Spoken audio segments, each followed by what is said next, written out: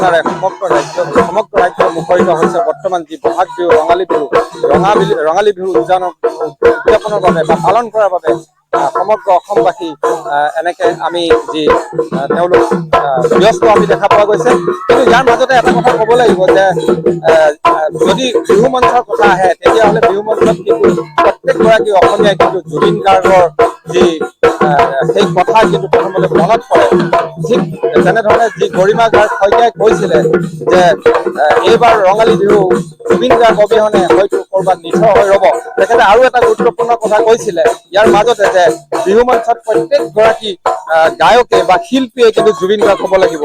আৰু আমি আহি বৰ্তমান উপস্থিত হৈছো দেৰগাঁও গৰুমৰা অঞ্চলত। এই গৰুমৰাত কণ কণ যুৱক যুৱতীসকলে এনেধৰণে তেওঁলোকে বিহু নৃত্য কৰাত ব্যস্ত হৈ আছে। মোৰ সতীৰ্থ পৰিৱেশ দেখুৱাইছে আৰু বিশেষকৈ ইয়াত আমি আপোনালোকক দেখুৱাম যে এগৰাকী 13 বছৰীয়া কিশোৰী, এগৰাকী 13 বছৰীয়া ছোৱালীয়ে তেওঁ সুন্দৰকৈ ঢোল বজাই আছে।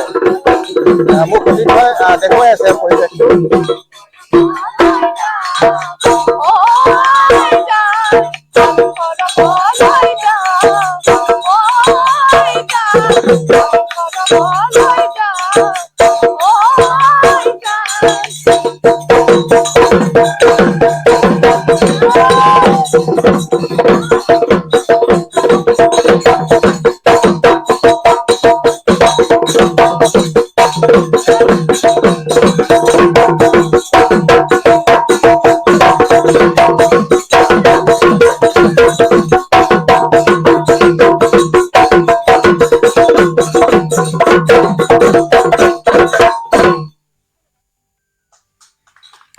এনেধৰণে আপোনালোকে দেখিলে দেৰগাঁও যি সমিতৱৰ্তী নাম গৰুমৰা অঞ্চলত কণ কণ যুৱক যুৱতীসকলে বিহু নৃত্য প্ৰদৰ্শন কৰিলে। কিন্তু এটা কথা ইয়াতে ক'ব লাগিব, এই পৰিৱেশ দেখুৱালে সুন্দৰ পৰিৱেশ। জ্যোতি হাজৰিকাক বহুত ধন্যবাদ জ্ঞাপন কৰিছোঁ। এনেধৰণে আজি তাঁতৰ বিহু পালন কৰা হৈছে আৰু তাঁতৰ বিহু উপলক্ষে বিভিন্ন প্ৰান্তৰ হুঁচৰি দলো প্ৰদৰ্শন কৰা হৈছে। আমি বিভিন্ন প্ৰান্তৰ দৃশ্যাংশ দেখুৱাই যোৱাৰ চেষ্টা কৰিছোঁ।